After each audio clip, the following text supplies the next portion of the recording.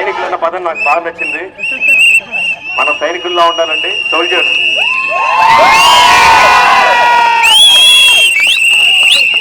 మన అసెంబ్లీలో చూస్తూ ఉంటామండి, ఎవరు మాట్లాడినా కాంగ్రెస్ వాళ్ళు మాట్లాడితే టీడీపీ వాళ్ళు గొడవ చేస్తారు, టీడీపీ వాళ్ళు మాట్లాడితే వైఎస్ఆర్సీపీ వాళ్ళు గొడవ చేస్తారు, వైఎస్ఆర్సీపీ వాళ్ళు మాట్లాడితే టీఆర్ఎస్ వాళ్ళు గొడవ చేస్తారు.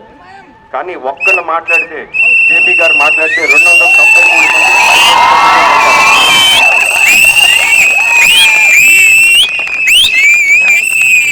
అసెంబ్లీలో మన తరఫున ఎలాగైతే గౌరవం తీసుకొచ్చారో జేపీ గారు అలాగే పార్లమెంట్లో మనకు గౌరవం తీసుకురావాలి.